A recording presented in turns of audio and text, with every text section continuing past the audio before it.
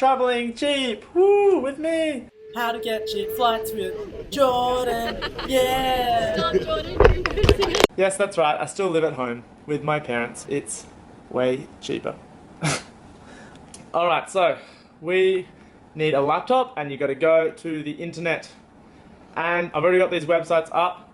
Airfare Watchdog, Momondo, whatever that is, Kayak, Webjet, Google Flights, and Skyscanner. All of these are great websites to use. There's so many out there.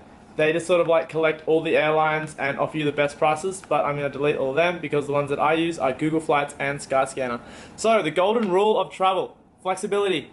If there's no flexibility, you're not going to be able to travel for cheap. So in this case, you've got to be flexible with dates, you've got to be flexible with destinations, and you've got to be really flexible like with your muscles because you're going to be sitting on budget airlines with not very much room to move. So yeah, alright, rule 1. Larger airports usually means cheaper flights. So don't try and fly into this little country town when there's a big airport 1 hour away. Alright, so let's say we're in Toronto and we want to get to San Francisco. What we're going to do is type in Toronto,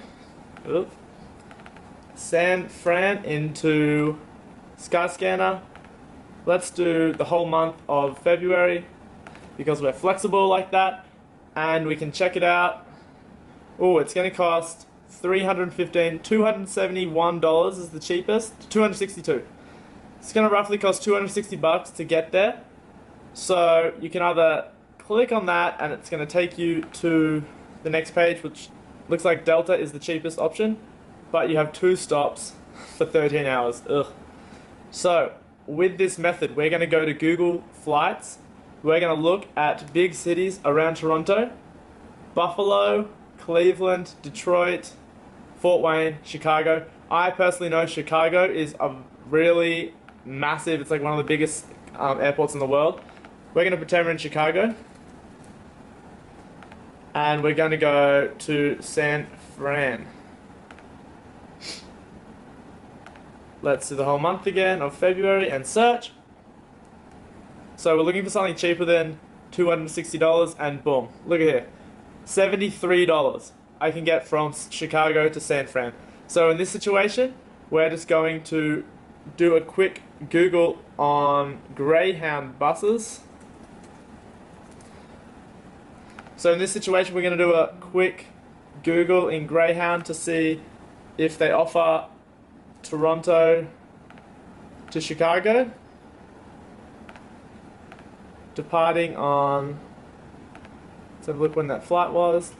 Let's say we want to depart on the 2nd from Chicago. And we want to spend a few days in Chicago, so we'll go to the 27th.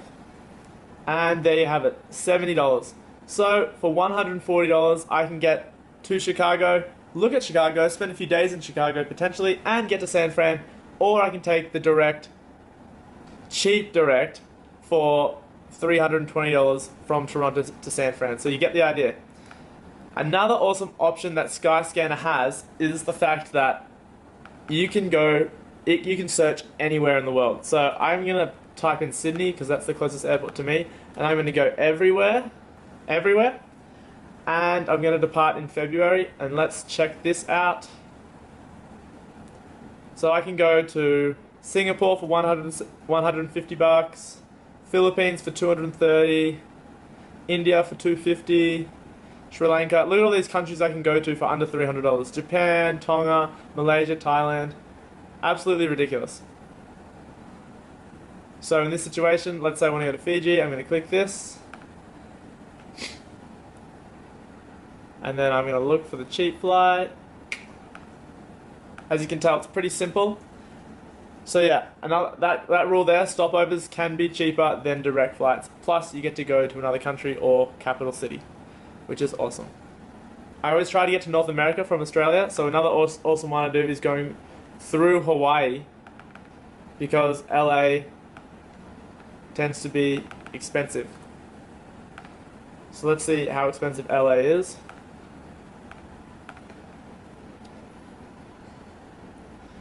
Yeah, so it's going to cost $600, $700 to go direct from Sydney to LA. But if we type in Hawaii, we can get there. So we can get there for $243. And then from Hawaii, we can go to LA because we're already in the country, so there's no international tax. And we're looking for something to be under $600 with the combined totals. And we've got $300 here, so 300 plus 240. It's about $550. So you save a few dollars and you get to go to Hawaii for free, rather than taking that direct line straight to LA. So yeah, it's just a couple simple tricks like that can save you a lot of money. Another awesome thing you can do is you can do price alerts. So if you can't be flexible with your dates, you can look at a specific route and a specific date, and you can click this button here and get the price alert, and you can type your email in and it will give you alerts when the prices go up or go down, so it will tell you which time to buy.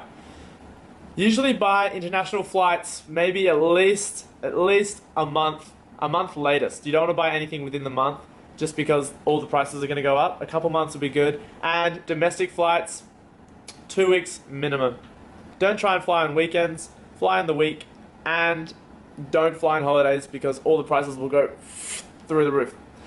But yeah, hope that made sense. Hope you enjoyed that quick little video.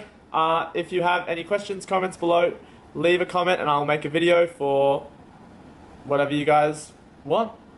But yeah, like this video and enjoy that. Subscribe. Peace.